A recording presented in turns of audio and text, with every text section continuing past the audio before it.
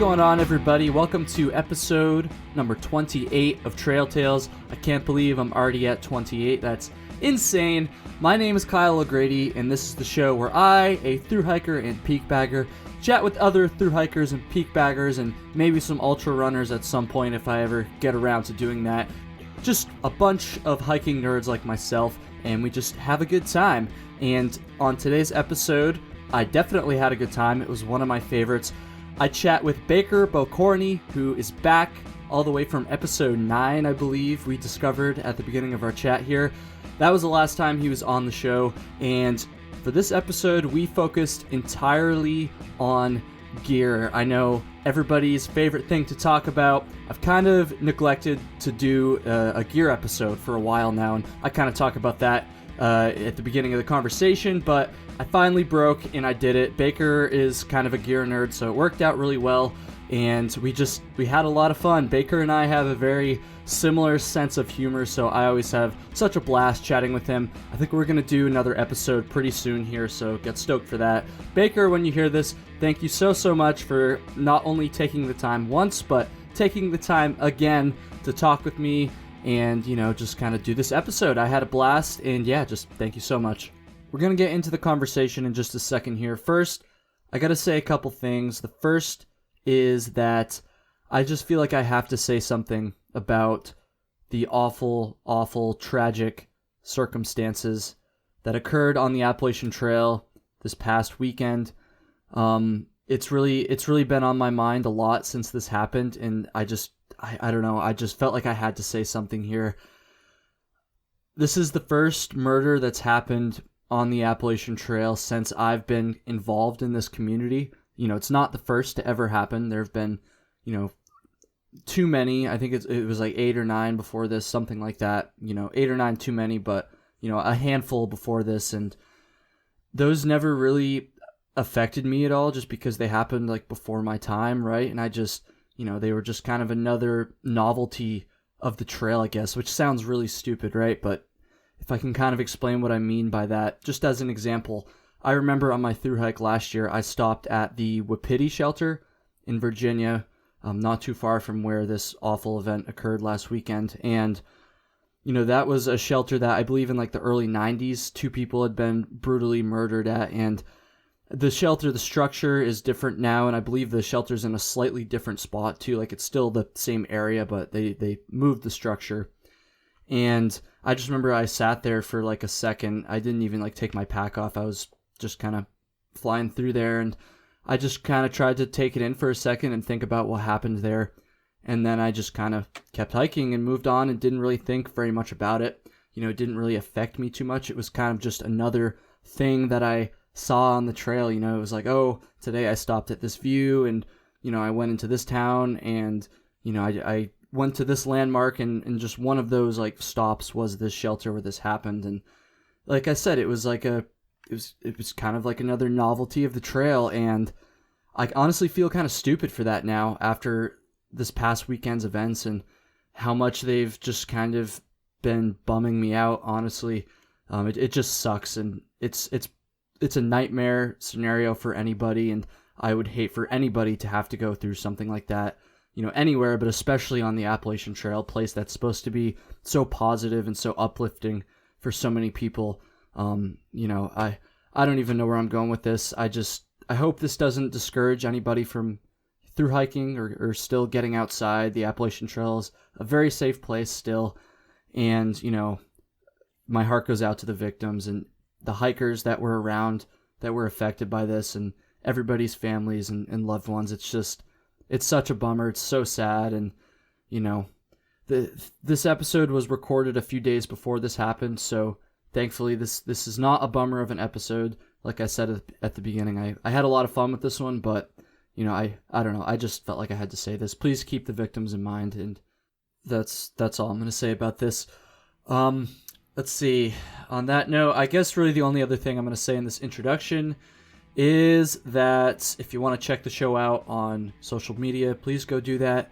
Instagram @TrailTalesPod, Twitter @TrailTalesPod, Facebook, just search Trail Tales. I think we're just gonna get into it. I think that's enough rambling in this introduction, like I just said a second ago, this episode is not a downer of an episode. It's very much the contrary to how my tone sounds right now. So I hope you enjoy it. Episode number 28 with Baker Bokorney, round 2, Appalachian Trail, Florida Trail, and half of the Arizona Trail, class of 2018.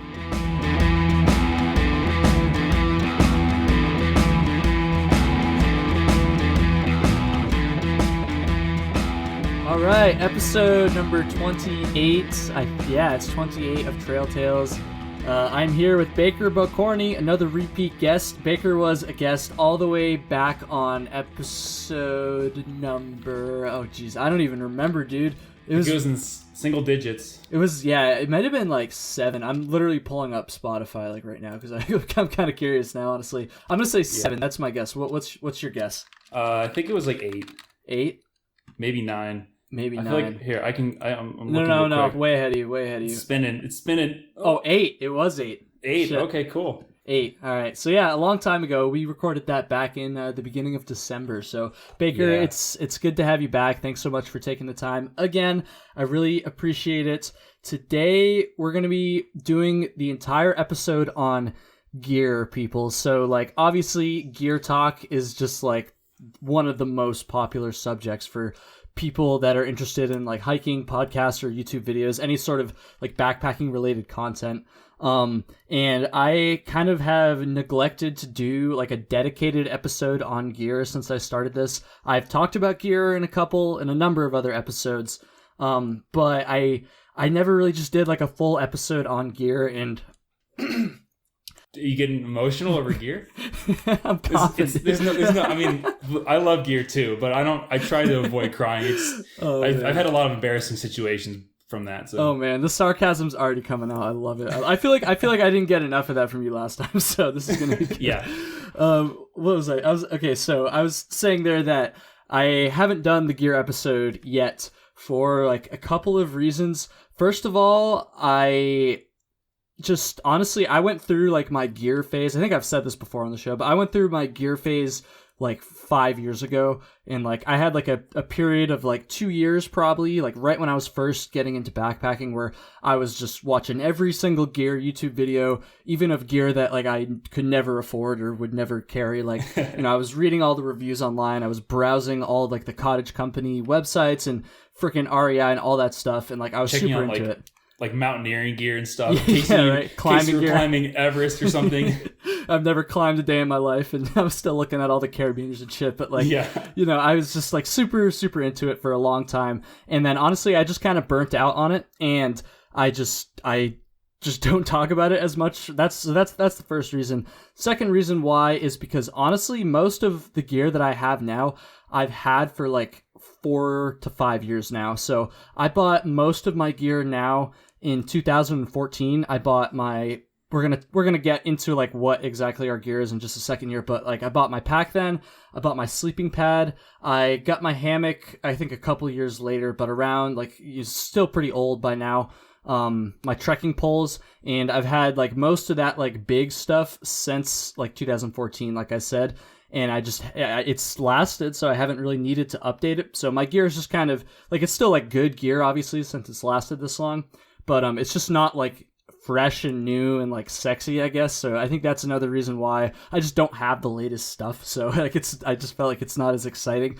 But that being said, this is a freaking hiking podcast, so obviously we got to talk about gear. So that's what we're gonna do today. I actually got a suggestion about this morning from a listener named Colleen. So Colleen, thank you so much for your email, because when I read it and she suggested we do a gear episode, or I do a gear episode, I was like, I'm having Baker on tonight because we'd already kind of planned about doing this episode.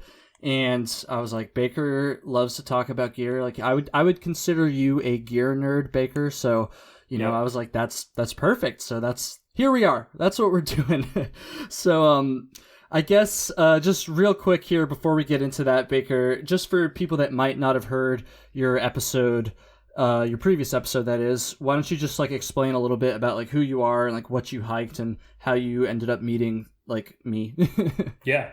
So in 2018, I started hiking around March, and I finished hiking around beginning of November.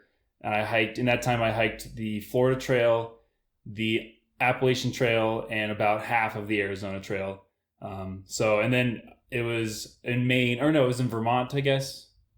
That we met? No, New Hampshire. Gorham. It was Gorham. Gorham in the hot tub. It's so funny because we were literally, who was I talking? I was talking about this with Flossie. Yeah. We would like, as I'm sure you realize once you started to hike around, like our little crew, like we would often just like chirp people that we didn't know for like no reason, like not like seriously like make fun of them, but just kind of like goof around. And I remember we were sitting in the hot tub and you and Little Bear were like trying to figure out how to get in, like you couldn't like find the door. I remember that. We were just like sitting there like fucking chirping you guys. And then you like came in and we actually became pretty good friends.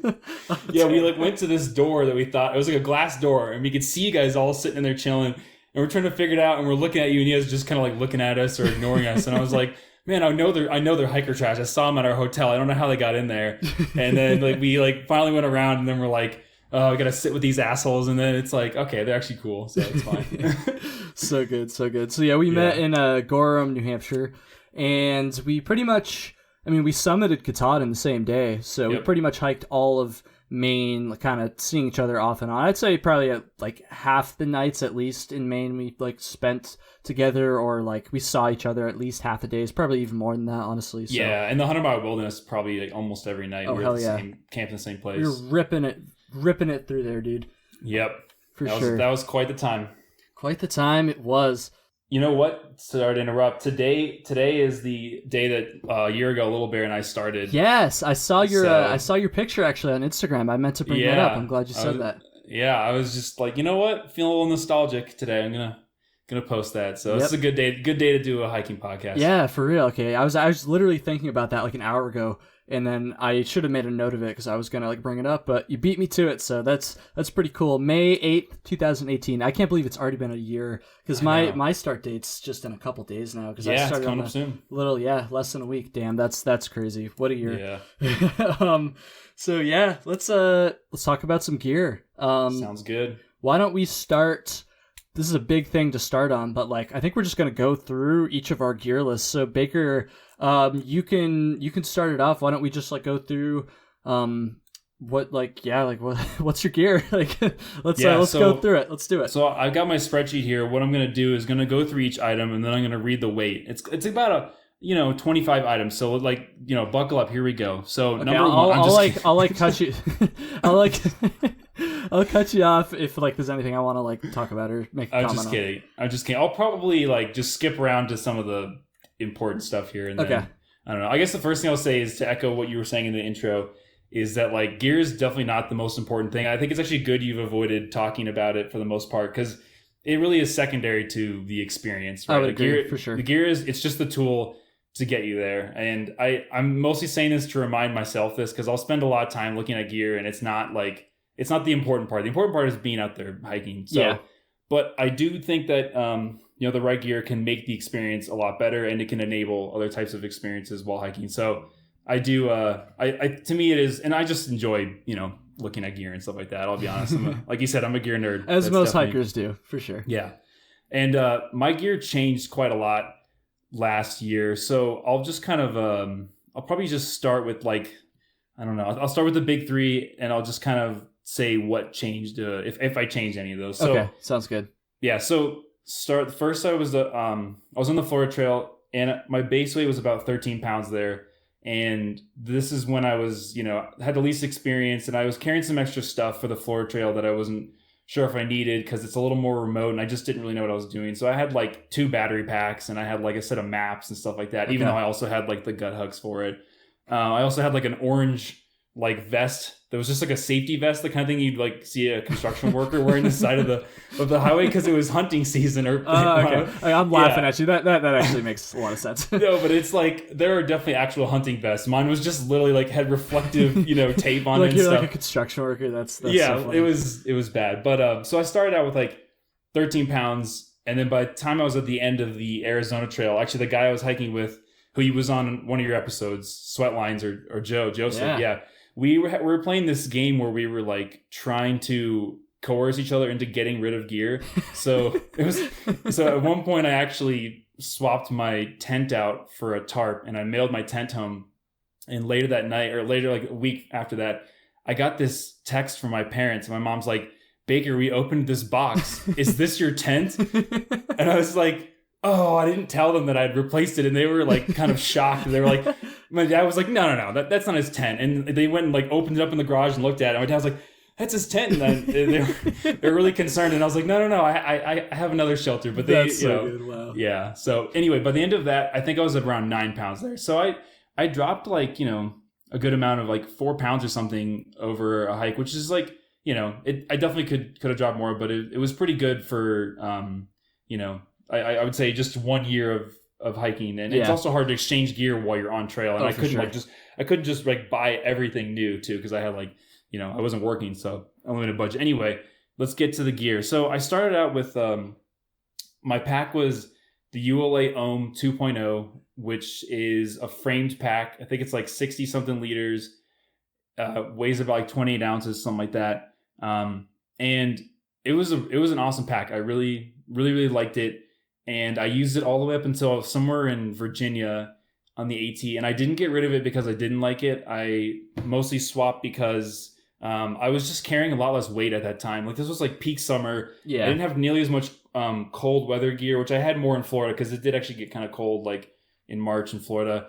And I was also hiking with Little Bear. So we were sharing gear too. And honestly, I just was getting more experience. So I just had less stuff I needed. So I switched to a frameless pack called the Gossamer Gear Kumo. Company is Gossamer Gear. It was the model. It's like a 36 liter frameless pack. And that was an awesome pack. I carried that all the way till the end of the Arizona Trail. And I really, really liked that pack. It was nice because you can actually, like, when you order it, it ships immediately. Unlike a lot of cottage companies, you could wait like up to 6 to 8 weeks for some gear to come. When I ordered my quilt from Hammock Gear, like not to like talk shit about Hammock Gear because I actually fucking love their products, but like I didn't realize like how long it took, and it actually was so long that I had to get it shipped to Neil's Gap just because like it was just barely not there in time for like when I left for the hike.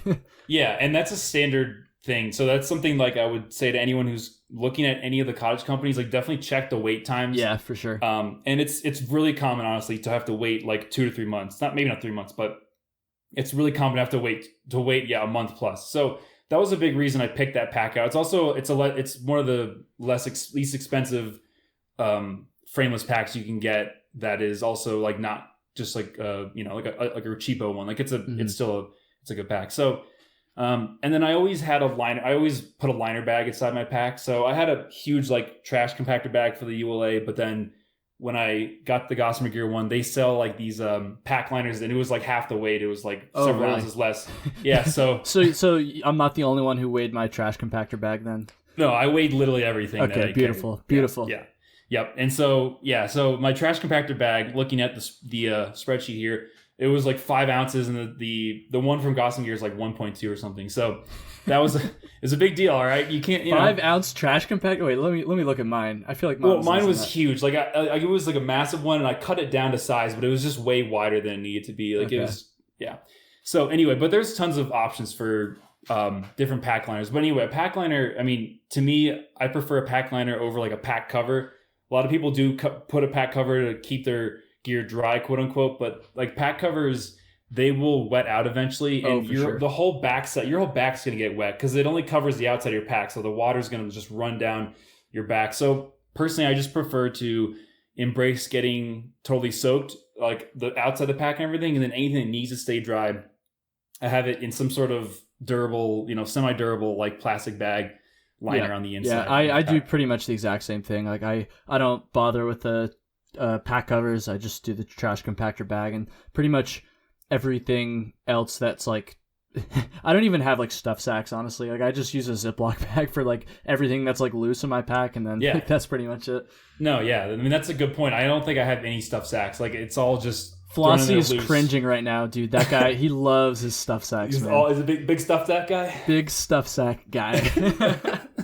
Yeah, so no, I mean I can see like it's kind of nice to stay organized, but honestly, I just like the pack just kind of fits better. I think everything packs together, like especially with all your down stuff or your insulated stuff in there, like it just kind of sits in there and it always works out. Well, especially with a frameless pack too, because I mean you kind of want to just like fill it up like so that it's like kind of even, right? I think people know what I'm saying there. So like you can't like just have like a bunch of like weirdly shaped things as much as you can if you had like a big frame pack. So yeah, makes sense. No, yeah, you're absolutely right.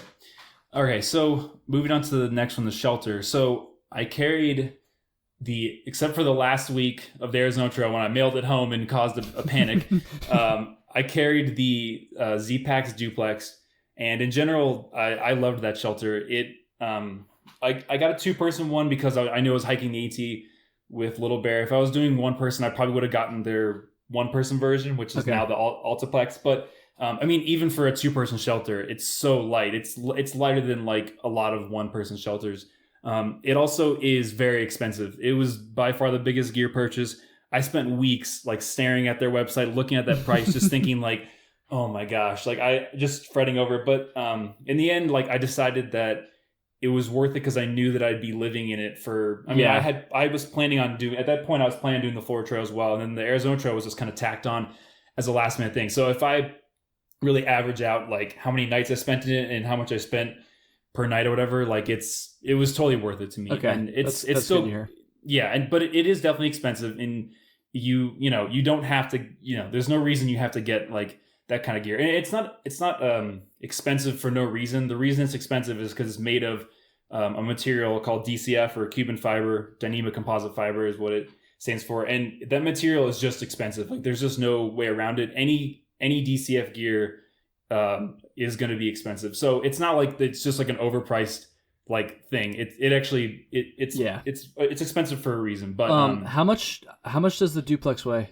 It weighs, so mine weighs 20 ounces with guy lines. The one on there now that's 19 ounces, I think, listed on their website. So and shaved an ounce. Well done, ZPacks. I don't know how, but I mean, it's a fully, for people who aren't familiar with it, it's a non-freestanding tent. It's more like a tarp tent. It's single wall. So by non-freestanding, I mean that it doesn't come with tent. It doesn't come with tent poles. You actually can get an add-on for it that adds tent poles. But what most people do is you just use your trekking poles to set it up. So that saves a bunch of weight because you have a multi-purpose item there, that weight for your trekking pole. Which if you're using them already and carrying them already, then you can set up the shelter with it. It's single wall, meaning that there's no second fly, and there's no inside bug netting. There's like a bug netting doors, and then there's just the wall of the tent that does lead to condensation issues. So like the roof of your tent, the ceiling of your tent will be wet using the morning. How bad was it usually, especially on the AT, because the AT is very like humid climate. I'm assuming Florida probably the same way. I don't really know shit about Florida weather that time of year, but like, I don't know, like how, I mean, obviously you still like the tent. So like, how was it like managing that, I guess?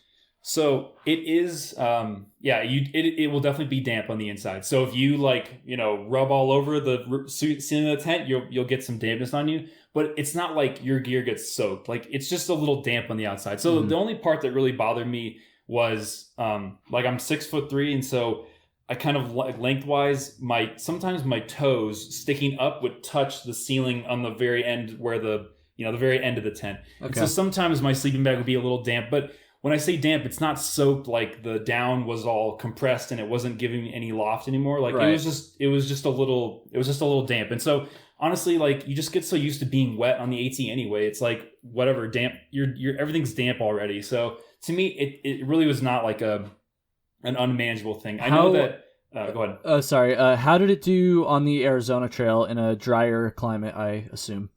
So yeah, it definitely had a lot less condensation, but honestly, there were times where it had condensation too. Like there were a couple times where it was snowing and stuff, and it built up condensation. So I would basically, if you're going to use a single wall tent or single wall shelter, I would expect you're going to have condensation. But really, like I don't know, it's just designed well where like as the condensation beads and runs down, it drips outside of the bathtub floor. Okay. So you're not going to be sitting in water, but if you put your arm up, you might bump. You might bump and get a little damp. You can also open the doors up and for better ventilation. That'll reduce it. But I've had times where I had the doors fully open and I had tons of condensation, and then I had other times where it was totally closed and I had no condensation. I think a lot of it just depends on the environment. Yeah, for sure. To me, it was not unmanageable. I think Little Bear, it bothered her maybe a little bit more. The thing that really bothered her, just to give like her perspective on it, was getting splashback from underneath, there's like storm doors which kind of cover up the netting part for inclement weather, and there's a gap underneath them, and so if you're on ground that is like kind of hard packed, like on the AT often, if it rains heavy, the water will splash and it'll come up through the netting. So you can get a little damp that way. Again, like we survived like, downpours in that. And again, your gear will start to get damp on the outside, but I didn't find it to be like a, soaked where my sleeping bag didn't have any loft anymore. It was just more damp. Good. Yeah. And like, honestly, it happened like, maybe 2 or 3 times on like a, 5-month trip on the AT, which is, super rainy. So like, a few nights like that in the summertime, it's not that cold, like it's not that big a deal. Like I would say for like extreme winter conditions, I wouldn't take this. Like you maybe want a shelter that is actually a little more storm worthy, but in general, this thing has, I liked it a lot. I think Little Bear likes it less. She also didn't like the doors. The doors, like there's a pole in the middle of the door, and so she thinks you could maybe design a different tent. There are other kinds of tents, but anyway, in general, it was an awesome shelter. I really liked it. Cool. Yep. What about sleeping gear? Yeah, so for I used like 2 different types of sleeping insulation. So I had a sleeping bag, which I bought like on Amazon for really cheap. It was down, but it was only rated like 40 degrees. And I had a few nights on the Florida Trail where I was actually cold, and I was like, wow, if I'm cold in Florida, then this is not going to be good when I, get into the mountains, which ironically, it was warmer the entire time until the very end. True. But it was in the end, like in the whites in Maine, it was colder. Yeah, but, it definitely was. So I started out with a sleeping bag. It was a really cheapo one. It was like an Aegis Max one, and it was fine. It's just that it has like sewn through baffles, which it basically means that there's a point where the top layer, the outer shell and the inner shell, is sewn together, which is basically like a cold spot. Like there's no loft there. For 40 degrees, it's not a big deal, but I was pushing it below 40, so that's why I had problems. Yeah. So before I got on the AT, I switched to an Enlightened Equipment Revelation quilt. It was basically it was the same weight as the Aegis Max, except the quilt was a 20 degree, was 20 rated for 20 degrees, whereas the Aegis Max was for 40. So the quilt in general saved a lot of weight, and so in general, I would recommend, unless it's like you're going on a really cold environment, like for 3-season backpacking, like a quilt, in my opinion, is the way to go. Absolutely, for sure. Yeah, and like I don't know if we want to talk about like why that is now, but to me, quilts are the way to go if you're sleeping on the ground. Like hammocks is a totally different story, and like you can talk about that, but yeah, I mean quilts are like even better for hammocks too. So right, yeah. So yeah, but I definitely, and I like that it was warm enough. I would say the temperature rating is probably not quite accurate. I think it's probably more like a 25 degree rating. And I've looked online, and people have kind of say the similar things about Enlightened Equipment stuff. However, I think they're now recently adding in overstuff or overfill, like basically additional down into their bags by default, because I think people are starting to complain a little too much.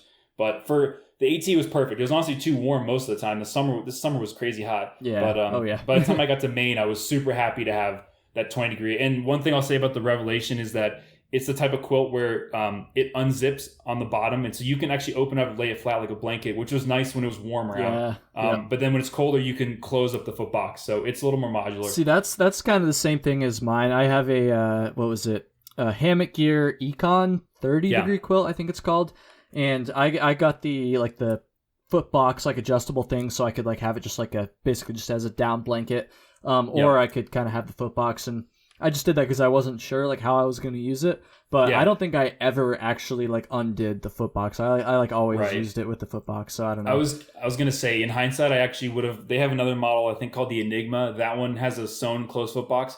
I would have gotten that one because it weighs like a couple ounces less because there's no zipper and drawstring. The other thing is that I know this is the level I'm at here. Okay? I was just like imagining it from some I get it. Trust me, I get it. I was just imagining like someone who doesn't like actually like care about backpacking that much listening to this. They'd be like, dude, it's a fucking zipper. Like I know. Probably weighs like half a gram. Like it's fine.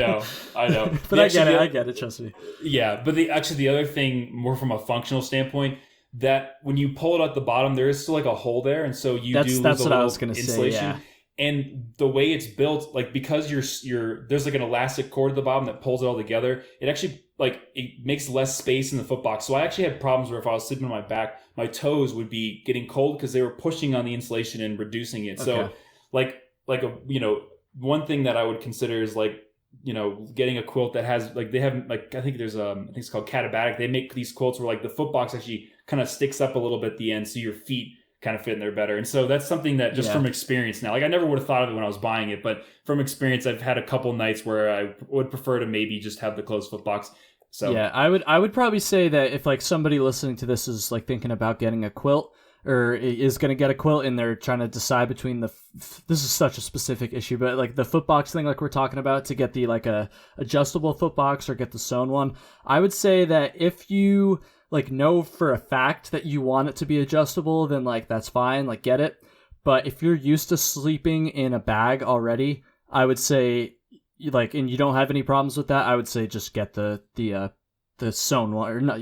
This like the non-adjustable one. Close. Yeah, that's the word. Yeah, get the close one. Yeah, and I guess since we've talked so much about quilts, we should just explain the difference between a quilt and a bag. A quilt is more like a blanket that lays on top of you, whereas a sleeping bag is going to be fully enclosed. So you're going to have, like insulation that's below you and above you, fully enclosed. So for like really cold environments, that's the way to go. But if you're in a more like a 3-season situation, a quilt is going to save you weight because it does not fully enclose you. And you might think, well, my back's going to be cold. But actually what happens with a sleeping bag, when you lay on it, the part that's the insulation that's below you, it gets crushed. And so there's no loft, and therefore it's not keeping you warm. And so the insulation from below you, if you're on the ground at least, is going to be from your sleeping pad. And so it actually won't really it will be a little colder because what you'll get is like drafts and stuff, and you shift around, like it'll open up. But honestly, like they make good pad strap systems that kind of like hold the sides down. So that's the main difference between a quilt and a sleeping bag. And with a quilt, you're just not carrying all that wasted loft, because when you lay down in it and it gets compressed, it's useless. So I would definitely recommend look into using a quilt for like a 3-season type situation. Quilts are hot right now, man. Quilts are like on the up and up. I remember when I went through my gear phase, like I was talking about earlier, like I feel like not that many people used quilts back then. Like they were around, but not like super popular. Yeah. And now it's like it was pretty much just hammock people that were using them back then, and now everybody's using quilts. Tent people, hammock people, tarp people, friggin' bivvy people. Sure. I can't even think of any bushcrafters. Maybe I don't even know. I don't know. No, they don't even use insulation. They just sleep on the ground. They build their own. Yeah, actually, even Thermarest like is making a quilt now. So they're even like the big companies are starting to do it. So you're definitely correct. They're getting more popular. For sure. You didn't say your sleeping pad yet, right? No. So the sleeping pad I used for most of the trip. Well, first I used the full like 6 foot long or whatever it is, the full length Thermarest Neo Air X Lite. So it's like the yellow one. It's like one of the most popular sleeping pads. It's pretty expensive. The one that's like really loud and sounds like you're when you just get like it keeps new, everybody up in the shelter. Yeah. When you get it new, it's very crinkly. People complain about that. It is noisy to roll around on, but honestly, it's such a good night's sleep. It's like super comfortable. It has a pretty good R rating, like 3.2 R rating, which is like how warm it keeps you from the ground. It is more expensive, but the weight to warmth and comfort ratio is just insane. So like for a long hike, I found it to be useful. And then I think somewhere in like the middle of the AT, I swapped with Little Bear. She actually took my really long. This is so good. She took my like 6 foot long one, and she's like 4'10", so it was totally long for her.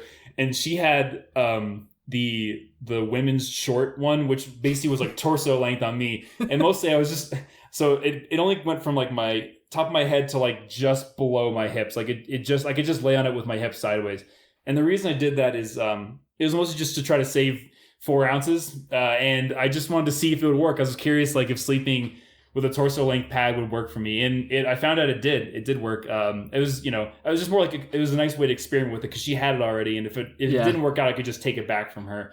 But so like when I sleep, I have the sleeping pad for my torso, and then for my legs, I just put like my pack, I just lay my pack out with it empty, and it just, it keeps you warm enough for like fairly warm conditions. Yeah. And then when I went to Arizona, I actually switched again because I read a bunch of stuff before I went there that kind of the ground, it was common for your sleeping pads, like for inflatable ones, to maybe get popped. So I actually switched to the Thermarest Z-Lite, which is that egg crate looking one that folds up into sections. Hell yeah. Yep. So I took eight of those, 8 sections of that, which is like torso length for me. And that was a little colder. The R value is not as high on there, but it didn't pop. I mean, obviously it didn't pop because it's closed foam. But so, and I can't comment if like an inflatable one would have popped. I don't know. There were a lot of campsites that it probably would have been fine. But the other thing that I liked about that is it made for like an amazing sit pad while like taking breaks. So I left it on the outside of my pack, and like you just throw it down. You don't worry about anything bad happening to it. So I got to use it more often. So it was a little more like multi-purpose that way. So, but it is like obnoxious and bulky on the outside of your pack. So I don't know. And it's not as comfortable too. It's obviously like you're on the ground, you have a lot less foam or a lot less insulation. Yeah. So you don't have like the same padding, but I did use that and it was fine. I actually slept really well in it. So that was fine too. I also used like an inflatable pillow for a little while, but that was during that gear challenge, get rid of your gear challenge thing that Joe and I were doing. Like I did send that home and actually found I didn't need it. I'm kind of surprised you didn't send it home earlier, honestly. I feel like that's one of the first things that like ultralighters will send home is the pillow. Well, I just didn't, I don't know. I just, once Joe was like, oh, I sent my pillow home, I was like, well, I have to send mine home too. And it forces you like, like I was just afraid of getting a bad night's sleep. But once you send it home, it forces you to be creative. You got to deal with it. And so I figured it out. And actually what I did was I took one of those platypus bottles, like the soft ones, and I blew it up a little bit and made a little pill. Then I put my rain jacket on top of it. And it was actually pretty comfy. So I didn't need now I don't need the pill anymore. And then I guess this is basically sleep system was my down jacket. I have the Mountain Hardwear gear. What is it called? I can't remember the name of it now. It's like the Ghost Whisper. Sorry, Ghost Whisper. And I really like it. It's also very expensive, unfortunately, but most down is because just down itself is kind of pricey. But I really liked it. I carried it for the whole AT, which was really stupid because it was so hot in the summer. But I did carry it just in case it got cold. I was like, I don't know. I was worried about that. But either way, it's pretty good. It's definitely not like a super warm one, but it only weighs like 8 ounces. So it's warm enough for 3-season backpacking. And, if you get to camp at night and just basically put on immediately and then dive into your sleeping bag quick, like it should be warm enough. So okay, word. Okay. So going down to, I guess I'll also mention it's sort of part of the shelter, but I used, for trekking poles, I used the Black Diamond Carbon Cork, Alpine, I think they're Alpine Carbon Cork is what it's called. But basically it's the ones with they're like carbon fiber and they have cork handles. And cork handles are so nice. It like absorbs all the sweat and grime and stuff. They're way more comfortable, yeah. Yeah, I really, really enjoyed having the cork handles. So I can't compare it to like metal trekking poles in terms of carrying extra weight in your hands, but I don't know. They were super durable. I'm still using them. I really, really like them. Nice. Okay, so should I dig further into all the miscellaneous stuff? I guess I could talk about, should I just like hit the highlights? Because I don't think I really want to read every single... Yeah. Let's just do like a couple more. Yeah, just like the highlights. Like you said. So for water filtration, I used Sawyer Squeeze, which is a very popular one. If you're listening to this and you don't know what a Sawyer Squeeze is, then I don't even know what to say. Like, yeah, exactly. So the Sawyer Squeeze is super popular. I used both the mini and the regular size one at different points in the hike.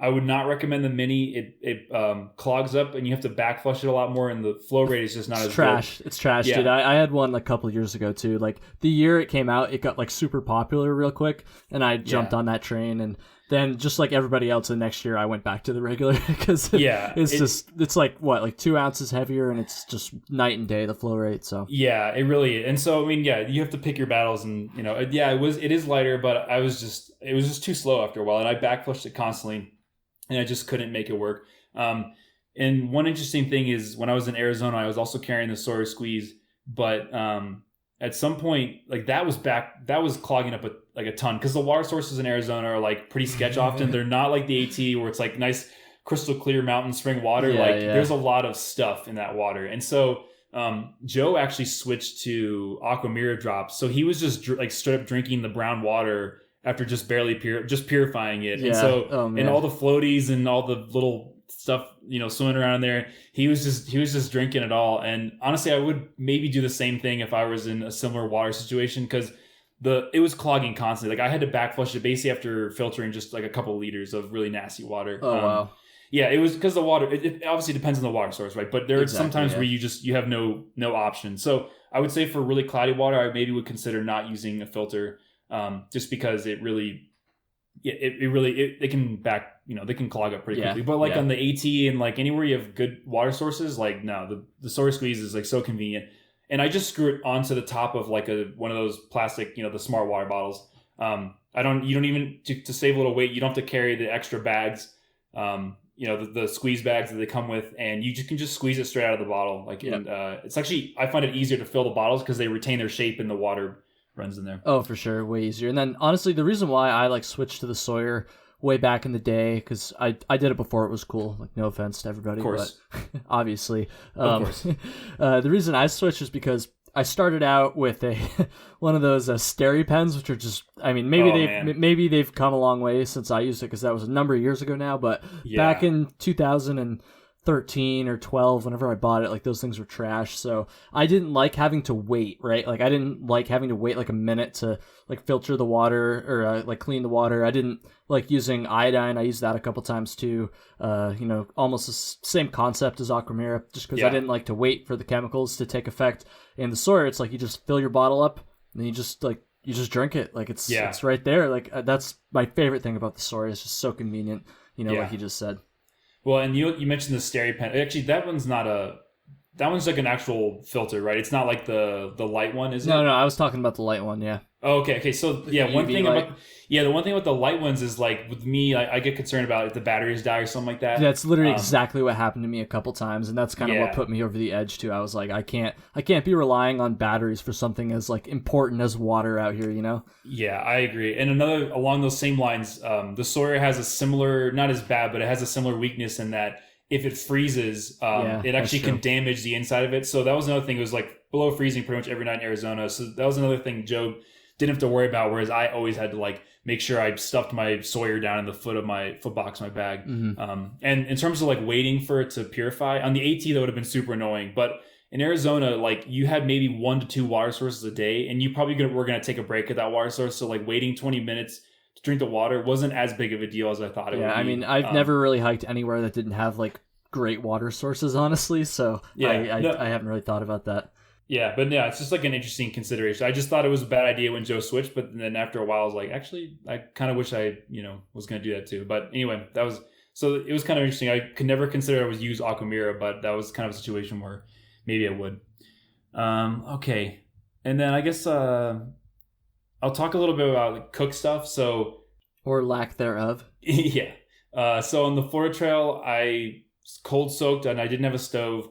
And I used the Talenti gelato jars. Those are really awesome. They fit. The only thing is they don't fit like a full ramen bomb, like the ramen and the potatoes at the same time. So gross, it's the one downside. Man, it's the one downside is that they don't quite fit that. But I really do like the Talenti jars for cold soaking. And then on the AT we carried what is it? It's it's like the less than an ounce stove. I can't remember the name of it, but it's like $15. It's someone you can get for like $15 on Amazon. Just like an Amazon, just like the Amazon. I don't know the name of it, but I know there's like one on Amazon that like everybody gets pretty much. Yeah. So anyway, Little Bear had that for a week. We carried that for a while, and I think around Virginia or somewhere we sent that home because it was so hot out that we were just like, and we were just too tired to like cook at the end of the night. We just enjoyed like having the cold mush that was already soaked and ready to go. And then by the end of the AT, I actually started experimenting with not even cold soaking, just like eating anything that's like already prepped and ready to go. Yeah. Partly because I was like thinking that when it was cold out, I wouldn't want to have to sit and like try to clean out the cold soak jar and stuff. Like I would just want to sit in my sleeping bag and eat.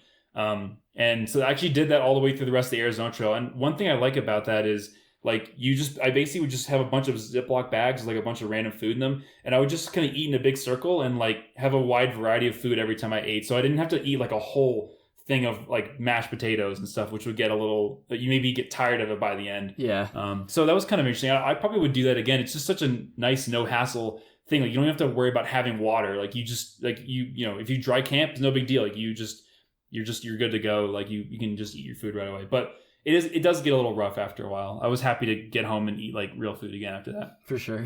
For sure. Yeah. Let's see. And then I guess I can talk a little bit about clothing, or should you go on your list now? What do you think? I wish we could see what the people want, but we can't. It's just you and I right now, Baker. Right. I'll go through some of my stuff, and then I think we should circle back for now. Circle back to clothing after. So I'll just make it pretty quick because, like I said, I don't really have like the newest, like sexiest gear and everything, but hey, it got the job done. Yeah, it did. It did. So I had all right. I'm just gonna go down my spreadsheet here. Hammock tarp is the first thing. So this is ordered by weight too. So I took a really cheap tarp on the AT. Honestly, I just didn't really have it in my budget to get a new tarp. That's probably the like lowest quality or lowest like value anyways piece of gear I have. It was just like a $40. The brand was Chill Gorilla, and it weighs the logo's pretty dope. Yeah, the logo's cool. I remember seeing that. It weighs 23 ounces, which is a lot, but like I said, it was like $40. And as far as like durability goes, like no issues there at all. Like it's heavy, but it's not like, it wasn't like cheap, I guess, like it wasn't like low quality. And it was a huge tarp too, which was great. I'd never used a tarp that big before. I always had like the barely big enough tarp that came with my hammock, which I guess will go into my hammock. I have a Hennessy Hyperlight hammock. It's it's pretty old now. It's a couple years old. I'm honestly not sure how they are nowadays compared to like the one I have. Maybe they've changed them, maybe they haven't. They could not even make them honestly anymore. I really don't know, but I love that hammock. Business. Yeah, right. They that thing weighs 23 ounces as well. So just one thing I noticed, your duplex weighed about 20 ounces, you said. Yeah, 20 ounces. So that's literally like half as heavy as my entire setup, my entire my entire like shelter. That's what I was looking for. And that's my entire shelter setup. And the duplex is for two people, so like true. Yeah, but probably several times the price at least. Yeah, definitely. I could definitely get that tarp weight down. I'm gonna be buying a new tarp soon, probably before the next time I do any sort of like thru-hike or anything like that. So I don't really know what they go for. I haven't started that research yet, but I imagine like a similar, maybe a tarp that's like slightly smaller than mine, I could probably get that down to at least like 15 ounces, maybe even less. So yeah, like I said, if it's DCF, it could be less for sure. Yeah, for sure. Next up was my quilt. So we kind of already talked about this. Hammock Gear Econ 30. That thing weighs 21.25 ounces, which isn't too bad, honestly, for a 30-degree quilt. You could go lighter, but I don't remember the exact price on this, but I do remember thinking at the time that it was like by far the best like weight to price ratio that I could find. And I mean, it's called the Econ. Like it's, I think it was like 100 and I should just Google it real quick so I don't. Yeah, Hammock Gear is known for making like very reasonably priced like down quilts, and also they make quilts for ground sleepers too. It's not like the name of the company's a little misleading. So if you're like looking for like a pretty budget like quilt that's still like good quality, like Hammock Gear is a good one to look at. Even if you're sleeping on the ground. I mean, I used it on the ground. I used it in my hammock as well. So yeah, this says. So I have it in my spreadsheet. I have it at 21.25 for some reason. Oh, maybe because I got the long, or not the long. I got the wide. That's what it was. Yeah. Okay, that makes sense. So yeah. So it's not super heavy, and it's 120. The 40 degree is 100 and. Wait a minute, I'm looking at this wrong. I guess it was like $160. So like really not too bad. Like some of the down like ultralight bags that are even less or even more expensive. No, I said that wrong. I know. Yeah, the Enlightened equipment ones are like twice that price. Yeah, basically. Sure. So not too bad. My next thing is my pack. So I have a very, very old ULA CDT pack. It might be their only frameless pack. I honestly am not up to date on that, but I think at the time it was their only frameless pack. And without like some of the extra like pockets and attachments it comes with, it weighs about 17 ounces, which I'm sure there's lighter packs at now, but at the time this was like one of the lightest packs I could find that like wasn't just like really small, I guess, because pretty sure it's a 50-liter pack. Like there's a ton of room in there for a frameless pack especially, and I love that thing. Like you'd think a frameless pack, especially one this light, might not like hold up. Dude, I've literally taken this thing on every single backpacking trip I've done since the beginning of 2014, and I mean I took it all the way through the AT as well, and I just took it on my foothills hike, and I honestly like kind of want to get a new pack at this point, but I like just can't justify it because like this CDT thing is still going so strong. Yeah, and, ULA makes super durable gear. Like, they're amazing, honestly. Like this is like one of the best like gear choices I've ever made, honestly, and I'm gonna use it into the ground pretty much. Yeah. Oh yeah, and for sure, I think it was like 120 or $130 at the time. Like I'm not sure what it is now, but yeah, that was in 2014.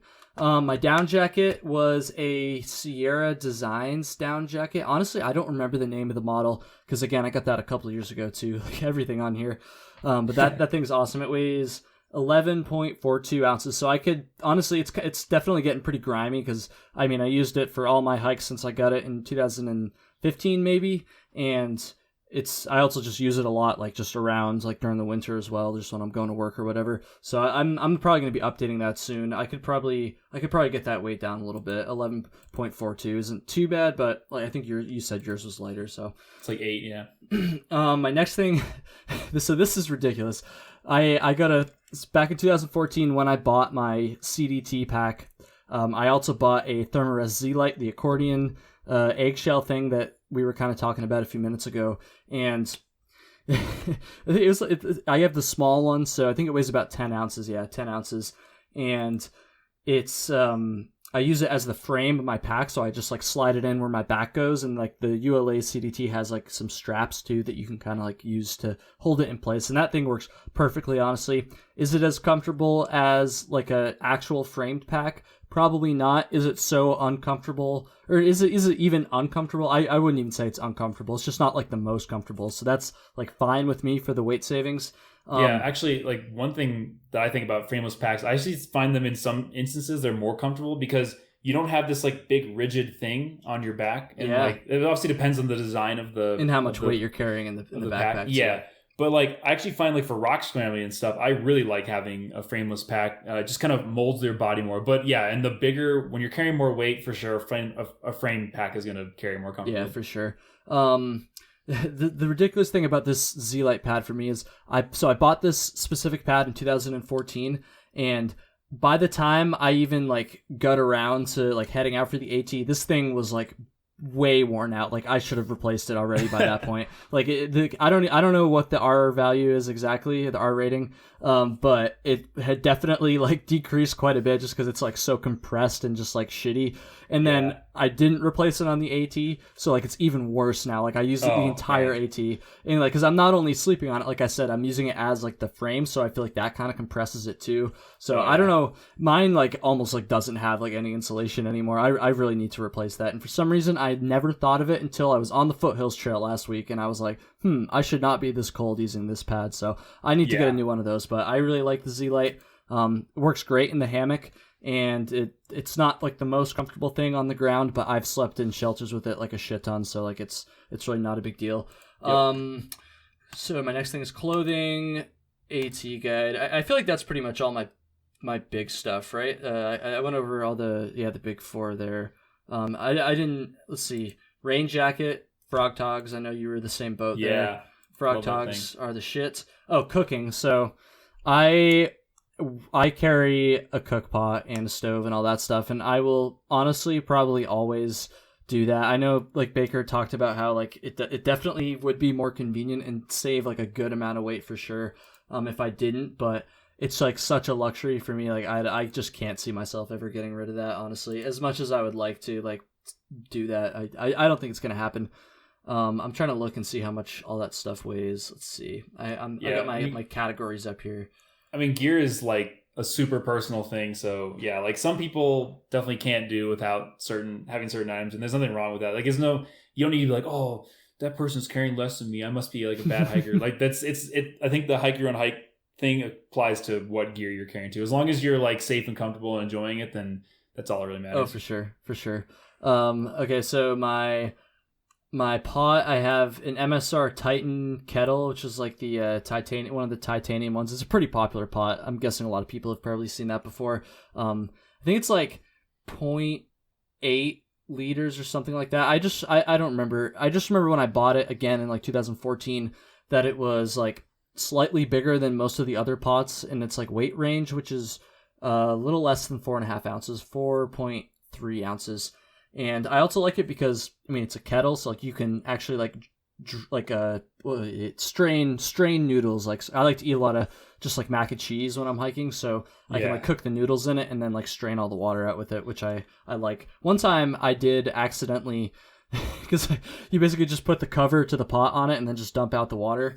Right. And one time I must have not been holding the cover on or something, and it came off while I was straining the water, and all my noodles just went all over the ground. And I was so mad, dude. Oh, no. I was so mad. That was when I was on the long trail in 2016. Thankfully, I had some extra ramens. That was like after my hardest day, too. Oh, man, I don't even want to go there. That was a rough night. Spilling food is the worst, because not only did you waste all that time and energy in carrying it, like then you have to clean it up because you're going to have animals. It's like you can't just leave it there and be pissed. Like, no, you have to like meticulously get every piece up if you don't want mice all over your stuff. So ridiculous, yeah. That's the worst. My stove, I have a pocket rocket, except mine is, again, really fucking old, and like, so like it doesn't even look like the pocket rockets do now. Like I should probably replace that too. It was doing some funky stuff on my last hike. Yeah. Like I don't even, like sometimes it like won't connect right. That's probably a fire hazard at this point, honestly. So Maybe. I'm probably gonna get that Amazon stove. I've tried the alcohol stove thing, but I made like 4 or 5 of them when I was like going through my gear phase. Yeah. And I used them a couple times, but I just don't have like the patience to deal with those things, dude. I just want to be able to like rip the fucking water and like get that shit boiling and just eat. I don't know. Just open that nozzle up all the way and just let it rip, man. Full blast, yeah. Just send it with the stove. Yeah. I have my spork. Oh, dude, I love my spork. I have a purple titanium. I think it's a Snow Peak spork. Yeah, those things are amazing. I mean, anything titanium, it's like you're not gonna break it. I mean, maybe you will. Maybe you just have like really strong like hands, or maybe your stove rips even more than mine does. But like, I feel like you're not gonna break titanium. I lost a spork one time, but it's a titanium spork. Like that's awesome. Yeah, I feel like that's probably like most of my important stuff. Oh, actually, pillow. So I don't bring a pillow, kind of like what we talked about earlier. So in a hammock, I feel like, at least for me, I don't really need a pillow. So I would usually just take my down jacket and just like kind of put that underneath my head. And then usually by the time I woke up, it like wasn't even in the same position anymore. And I was just like, fine. Yeah, you slept, so that's all that matters. Yeah, exactly. And then when I was in shelters, because I would usually stay in shelters whenever I was wet on the AT, I would just take my hammock and I would just put that underneath like where my head would go, and then I would just put like my down jacket or whatever extra clothes I had on top of that to just kind of cushion it a little bit. So that worked out pretty well too. Again, probably not the most comfortable thing, but I made it work, and like I still slept fine. So that's pretty much what I did. You get used to it, and when you're so tired from hiking, like you'll sleep in a lot of crazier situations than you would expect. Yeah, for sure. All right. We're almost at an hour here. We still got a few minutes here. I don't know. What should we talk about next, Baker? Is there any other like gear topics or any items maybe that we didn't get to that you want to talk about? Nothing like from my list of stuff, I guess. Here's a question for you. Do you, or like have you in the past ever taken any luxury items? Oh, or or things that you would consider a luxury item. I guess because some people might consider like a stove, but nah, dude, I need that shit. I don't know. Like, well, actually, so ironically, the first trip we ever did, which is like just a one-nighter overnight thing, I guess one of the luxury items I carried was a hammock because we were carrying a tent as well. Oh, wow. And like my pack was like it was so heavy. This is back when I had like an Osprey pack, and it was like filled to the brim with just random stuff. So there was probably a lot of I can't even think of what was in there, but there was probably a lot of luxury items like in there as well. But Yeah. I don't know. Like when I started out, I had done like a lot of research, so I had things pretty well. Like I really wasn't carrying any of those like classic ridiculous things that like some people carry, that you like a huge cast iron skillet or like a hatchet. Camp chairs, man. Camp chairs all the way. Oh, the camp chairs. I'll be honest, like whenever I see somebody hiking with a camp chair like attached to their pack, I think it's kind of goofy. But whenever I see someone sitting on one at camp, I'm always so jealous. Like, yeah, I'll never know. carry one. Like, I'll definitely never carry one. But like, No. oh man, that shit does look pretty comfortable sometimes. I can't lie. For sure. No, same with like when I'm cold soaking and you guys be firing up your mac and cheese and stuff. I definitely got some envy at those times. And like when it was cold in Maine, I was like, that looks a little better than like my peanuts here. I could see. I still don't think I would do it, but like I could see like someone reasonably getting away with the no stove thing when it's like warm during the summer. But like in Maine and like no hot coffee either. Like, dude, I'm a huge coffee drinker. I drank like 3 cups at work today. Like. Yeah, no, I totally get it. I don't really know. I'm looking through my list here. Like I don't see anything that was super, I don't know, super luxury. I think that you gotta treat yourself, man. Come on, maybe you're saving all that weight. You might as well fill it back up with some fun stuff. Yeah, one fun thing. I don't know. I can't see anything super. I don't know. I mean, unless you consider like a full length, sleeping pad like luxury. I don't know. I don't think most people would consider that luxury. Right. So. Yeah, I don't really see too much on my list either. No, your pack was pretty dialed in. Like you were definitely one of the lightest people I met out there for sure. Yeah, I mean, I guess I don't even think I said my base weight. So this spreadsheet I'm looking at right now says 12.44. I feel like it was a little bit heavier than that because one thing we didn't talk about. Camp shoes. We didn't talk about camp shoes at all. That's a luxury probably item because I was carrying both initially. of us don't really. So here's my thing with camp shoes. I carry them if I'm doing like a longer through hike. So like I carried them when I did the long trail. I carried them for most of the AT. But if I'm just doing like a shorter hike, like the Foothills Trail last week, I usually will just like skip them because I can just be like my feet can be uncomfortable for a couple days. But like if I'm gonna be out there for like months, then I'm probably gonna bring them just for that extra like comfort, I guess. I don't know.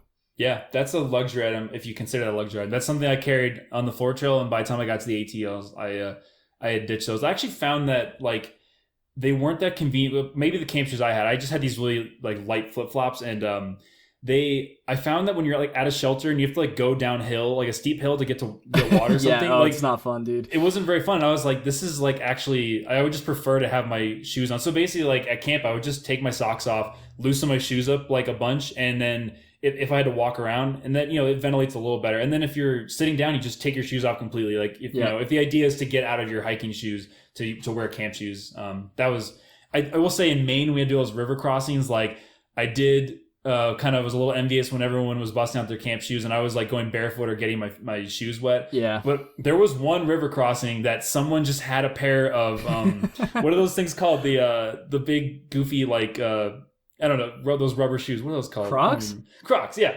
They're not rubber, but anyway, someone had a pair of Crocs like happened to be on the edge of the shore on the side that I needed to go on. So I was like, cool. So I took my shoes off, put those on. They were like way too small. I just crammed my feet in there and I like got across and I like gonna leave them right here on the other side. Someone coming for the next southbound. person, and then the shoes are just like hopping from side to side based on whatever crazy hiker without camp shoes comes through. Yeah, and like who knows how gross they were inside there. But they were going through like a cold river. I feel like they're getting like washed out and stuff. So yeah, how many gross hiker feet have been in those things? Yeah. Oh man. So I mean, you don't need camp shoes because you could probably just find a pair on the side of a river in Maine. Like that's, I would just bank on that. Yeah, for sure. No, what could go wrong? Nothing. Yeah. In the middle of the 100-mile wilderness, you found them. You could probably find them anywhere, right? Exactly. If they're in the 100-mile wilderness, then there's got to be shoes everywhere. It's so good. Yeah, I mean, I don't know. I'm still kind of torn on the camp shoes thing because like I started the AT without them. Like I was like, oh, I don't need them. Like I'll save the weight, and then I got like super rained out for like the first like couple weeks on my AT hike, especially going through the Smokies. Yeah. And after that, when I got to Hot Springs, I caved and I just bought some like really cheap flip flops, kind of like what you were talking about a second ago. And it's like, I don't remember. I didn't weigh them because I had them. I got them after I already left. But like I feel like they weren't that heavy. Like they were probably maybe like 6 or 7 ounces max. And as far as like what you said about like walking downhill and stuff, that definitely sucks. And I learned that lesson on previous hikes because I had always just used shitty flip-flops for camp shoes. Right. And so I would always like deliberately like make a point to make sure that all of my chores that require like walking around the campsite, whether to get water, hang a bear bag, whatever, set my stuff up, I would always do that like before I actually like took my shoes off. And then, you know, once all that stuff was taken care of, then I would actually go and like put the camp shoes on. And at that point, that was like my cue to just like chill. Like, I'm done. Like, all I got to do now is like cook food, eat it, and then like go to bed. Like, that's it. Maybe chill a little bit, you know? So I don't know. That's kind of how I got around that, I guess. Yeah, I definitely enjoyed having the camp shoes like when I was carrying them, but I was like, you know, I was just in that quest for an ever lower base weight. I was like, I don't need these, but they are really nice. They're very, very comfortable. For sure. Let's take a couple more minutes here. We're at just about an hour, but you know, I usually have these go a little bit longer. So let's talk about clothing, because I feel like that's the last like major item that you carry hiking. I forgot to say my trekking poles, because I don't have them on my list because I count them as worn. That's right. There you go. Very nice. Ultralight jerk would be proud. What was I gonna say? So yeah, I have a Lecky Cork Lights, and again 2014. I cannot believe these trekking poles have not broken yet. Like, I was telling Flossie before our foothills hike last week, I was like, there's like these poles are gonna break. Like there's like they literally look like they've been in a battle. Like they look like they've been shot. Like the straps are all torn up. Like they don't even collapse anymore. Like I had to like use a guitar case when I brought them on, like when I checked them on the plane, because like I couldn't collapse them and fit them in a normal suitcase. Oh man. I had to find like my longest like piece of like baggage, like luggage that I could use.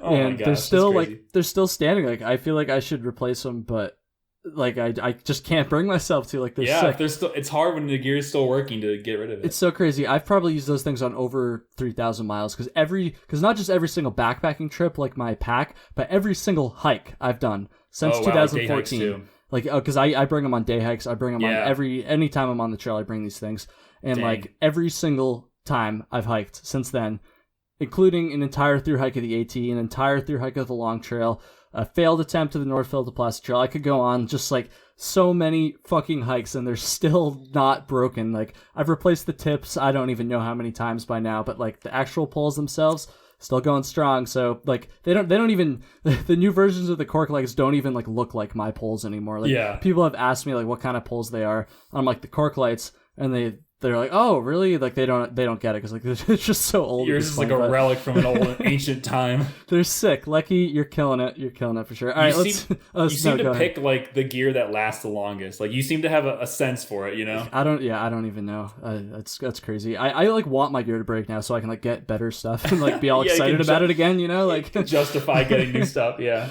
Let's talk about clothing just for another couple minutes here. I mean, we talked about the down jackets already a little bit, but like what were you doing for clothing? Yeah, so the things I was wearing pretty much every day, I had one of those long sleeve button down like Columbia fishing shirts, so you know, kind of big and baggy.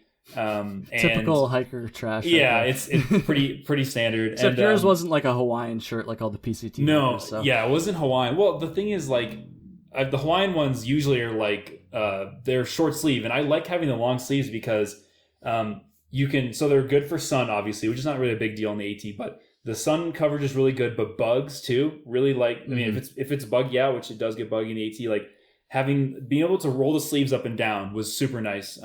Having buttons is so nice to just be able to open your shirt up and like. I mean, I had in the heat of the summer, like I would just have all the buttons open, like just shirt flapping everywhere. Like I just didn't care. I was so hot. I was willing to do just about anything to be cooler. So I just had it like. You know, it was just nice because it's a very like, you know, it handles a lot of different conditions well, and it adapts to different conditions. And then for shorts, I always had some kind of running shorts. I never really hiked in pants, which maybe I should have because I got Lyme disease when I was on the AT, but it was just so hot. There was no way I could do that. So I had running shorts. And I started out with like a nicer pair, and then like they tore a hole in the middle. So I got these like women's pink and black ones. These are the ones you saw from classic AT, classic thru-hiker. Oh man, from Walmart. They were way too short, and I remember like I had this weird tan line where you could see you know, I could see like where my old shorts had gone to, and the new ones were like clearly like a couple inches shorter. But I was like, this is like the best time of my life to wear the weirdest looking stuff, and like it doesn't matter, you know. I'm just gonna embrace this. So that was kind of fun. And then for socks, I pretty much always wore Darn Toughs. I tried. Hell yeah, I'm wearing them right now. Let's go. Oh, nice. Got a rep Vermont. Hell yeah.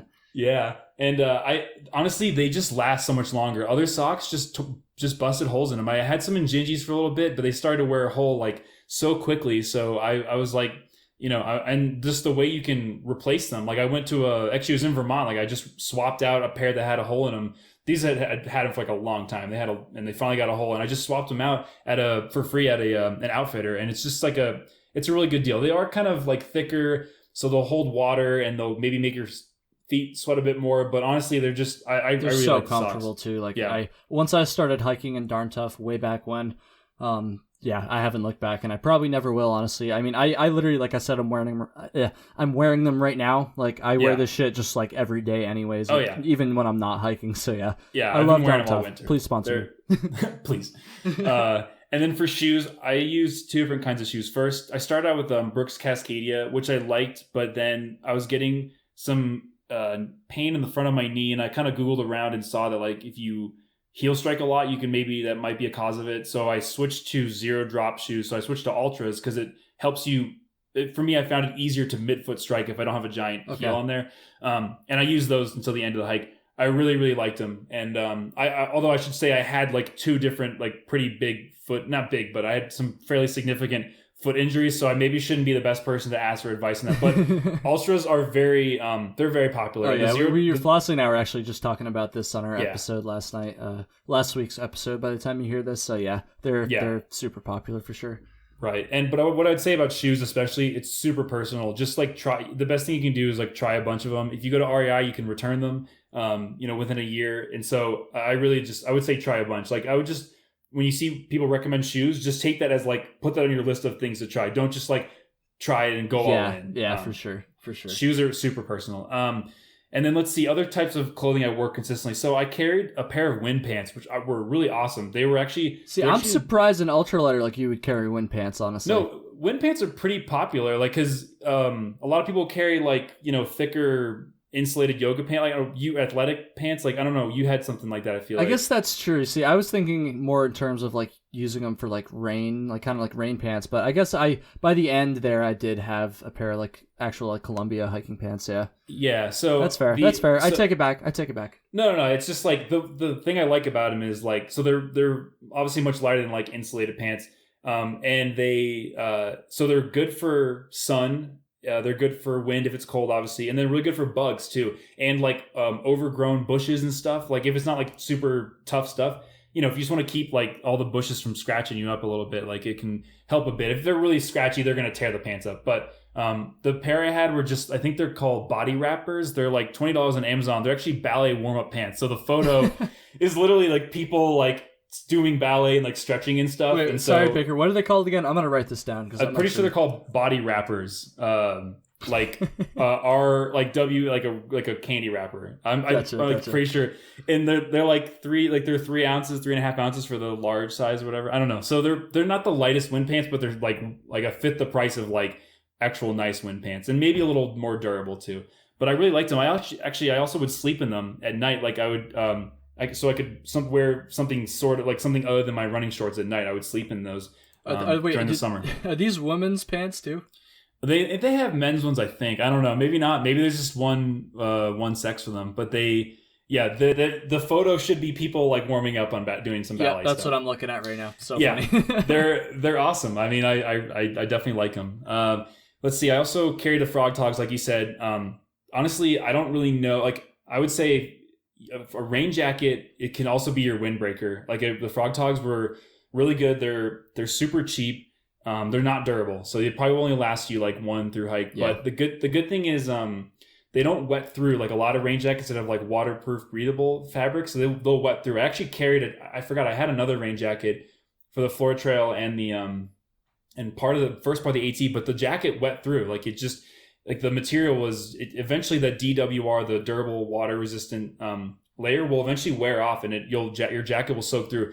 I never had the Frog Togs soak through, and they weighed like half the weight of the other rain jacket. So I would just say like, and the good thing is because they're usually they fit them oversized. Like they don't have any ventilation, like no pit zips or anything, but they're so baggy that they do kind of ventilate pretty well. And honestly, if you're sweating when you're raining and it's warm out, you probably could just take your rain jacket off. Yeah, you you're don't just, even need it at that You're point. just going to get wet from sweat on the inside. So you get like a free shower if you just don't wear your rain jacket. So, sorry. I would say I think I honestly wore it as a wind jacket more because mostly when it was raining, it was hot in the summer. But then like in Maine and Arizona, it was cold, and so I mostly wore it as like a wind jacket. Yeah, and actually, same it here, works well. for sure. Yeah, those things are like surprisingly warm too, because it's pretty much just a trash bag. Like that's what it feels like. You just feel like you're wrapping a trash bag around you. Basically, yeah, it's like a waterproof hospital gown. Is kind of what I think of it. Pretty as. much, like yeah. It's they're hella cheap and they're hella light too. So yeah, I like really them a lot. I've always pretty much used Frog Togs for rain gear, and yeah. Is that it for clothing? There's some other things, like hats and gloves and whatever. So I wore a couple different kinds of hats. Like on the Florida Trail, I wore this big goofy straw hat because there's some kind of open exposed sunny sections, and that was just kind of a goofy hat. I thought it'd be fun to wear. On the AT, I just wore like a baseball cap. It's not sunny enough to warrant like a heavy duty hat, I felt. But then on the Arizona Trail, I switched back to a bigger, it's like a wide brim hat and has like a flappy thing that goes down your neck that covers you from the sun. So like different kinds of hats are pretty, like you want to just consider how much sun exposure you're going to be getting when you're trying to choose like something to wear. That's like a pretty obvious thing. For gloves, my hands got really cold in Arizona a few times with these crappy gloves I had. And I actually had like maybe some mild frostbite because the tips of my fingers were kind of numb. So what I actually found was that like you can wear like a thin liner glove and then like a thicker glove over it. So just like you layer your normal clothes, like you can layer gloves too. And they design gloves that are made to be worn over, over a thinner glove. And so I would say like, yeah, for me, my hands get really cold. So I had to carry some kind of glove. And then also in Arizona, I picked up a balaclava because my face and head and neck were getting really cold. And the hood from the hood wasn't covering from the Frog Togs wasn't making me warm enough. So I wore a balaclava. It's a really versatile piece of gear. I actually liked it a lot. So I would look into that. A lot of people wear them as like headbands to keep hair out of their face and like as a sweatband when it's hot out. For me, I really liked them in the cold. Like you can pull it up over your nose and mouth. You can pull it down if you just want to cover your ears and stuff. It's a very versatile piece of gear, I think. Cool. That's probably it. Okay. Yeah. Damn. We got detailed here. I like it. So I'll just go through mine like real quick because I don't really have that much stuff. Frog Togs, like we already said. I just had like a polyester like fleece. I don't even know what the brand is. It was just like something I actually didn't even buy it. I got it at my fraternity house in college. Someone like thought it was mine, or no, they thought it was one of my friends. Like, oh, can you give this back to Josh? I was like, yeah, and then I brought it to Josh, and he's like, no, it's not mine. Like, I already never have seen one. it. So I was like, all right, well, I guess it's mine now. So that thing's awesome. There you go. Let's see. I guess one thing that differs from you, because everything else is kind of the same, is I like to bring long underwear for just like when I'm around camp and when I sleep. So that, I mean, they're not too like heavy, and I just think it's like comfortable too, because like I used to just like sleep in shorts, like but even during the summer now I like to have the long underwear just because I found that having my like grimy legs like rubbing against each other while I was sleeping like wasn't the most comfortable thing. So that's true. Long underwear for sure. Let's see, hiking clothes. I just had like I started out with like a pair of like shorts that are like men's running shorts that are like, they're not as short as like women's like short shorts, but they're kind of short. I guess I would call them short shorts. And I'd had these things for like literally years before. I'd hiked in them, I'd ran in them, and by the time I got to like New York, there was like such a big hole in the crotch that I literally had to buy a pair of underwear because like if I had sat down, I would just straight like flash everybody. And that was why I had to replace mine too. It was bad. Yeah, so I did end up replacing them again. And shirt, I wore just like an athletic shirt, just whatever that material is. I actually have it on my wall now. I'm looking at it right now. I have it pinned up. Framed up there or something? Oh, hell yeah, dude. Hell nice. Yeah. And then I bought, my shirt was blue, and the trail runners that I started out with, which are La Sportiva Wildcats, by the way, I guess I forgot about that, which I've hiked in for ages, and I love those things. So the shoes and my shirt were both blue, so like I wanted to buy just like a blue trucker hat, just like something with like some mesh on it that was just like a ball cap. And I went on eBay. I found like the perfect hat, right? This thing, it says Carl's Cotton on it. It's just like some guy that has like a little eBay store that just like has like a little, I guess his family used to have like a cotton business or something. I don't know what it is, but it just says Carl's Cotton on it, just like a blue hat. And I need to post a picture of this on my Instagram because I actually just bought another one a couple days ago. And the one, they're like dark blue, and I like when they're brand new. Like the one I started out with is dark blue. And the one that I wore on the AT, the entire trail now, literally is like white almost. Like I was gonna say, I don't remember a blue hat at all. Dude, I need to post this picture on my Instagram. A picture of the new one and the old one, like the exact same hat, and just like one of them never hiked in brand new, and the other one hiked 2,000 miles in.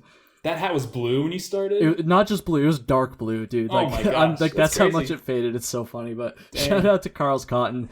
He hooked me up, dude. When I put my order in for this latest hat, I told him that I wore the other one on the AT and stuff, and he thought that was really cool, and he like threw in an extra hat and stuff. So shout out to Carl's Cotton. Sponsored. Hell yeah. Dude, I think we're gonna wrap it up before we start talking about like tent stakes and toothbrushes and all that stuff. So you sure you don't want to really get into the minutia of different Ziploc bags? Ooh, difference of weighing Ziploc bags. I don't think I've probably tried to weigh Ziploc bags, but they're just not on my gear list because they probably just didn't register on the scale. So gotta have a more precise scale. Gotta measure in grams. Right. That's the key. It's all about the grams. Yeah, maybe. Dude, this was awesome, Baker. Thanks so much for coming on round 2, maybe round 3 at some point in the future. I always have a lot of fun talking to you, so maybe we'll get even more sarcasm on round 3. We're gonna step it up notch by notch with each episode, so I love it. Oh, I can bring the sarcasm all day. That's no problem. Hell yeah. Thank you so much, man. Your Instagram real quick. What's your Instagram if people want to go follow you? It is at B Bokorney. That's BBOKORNEY. Dope. Thanks so much for listening, everybody. So I've been neglecting to list like the places that people listen to the show for the last couple episodes, mostly because I haven't gotten any new ones and I'm just sick of saying the same thing, but I did get a couple new ones, one from Baker. I'll let him say that one, but I also got another one in an email today. So to everybody listening, enjoy the rest of your drive or your hike or your treadmill run or your work. That's when I usually listen to them these days.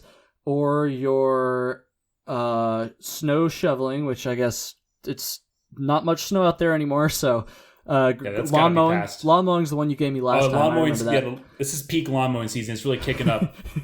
Peak podcast. You might have to turn it up pretty loud, I guess, for that. Yeah, it's got to be insanely loud. And then the one I got today was in the shower, so enjoy the rest of your shower if you're the person that sent me that. And then Baker, what's your new one? Doing yoga. As you know, on the trail, I was stretching constantly, so I'm trying to step up my stretching game. I feel like yoga is, that's the next level up. So yeah, doing yoga, and I don't like being all zen and quiet and trying to focus on my breathing. Me, I'm like fumbling over my words in your ear, like I don't know how that works. Just dropping F-bombs and stuff. Like I don't want to zen. I just want to listen to Nara's sweet voice. No zen, all Nar. All right. Exactly. So Baker, thank you again, man, and everybody listening, thank you so much. Peace out. Bye.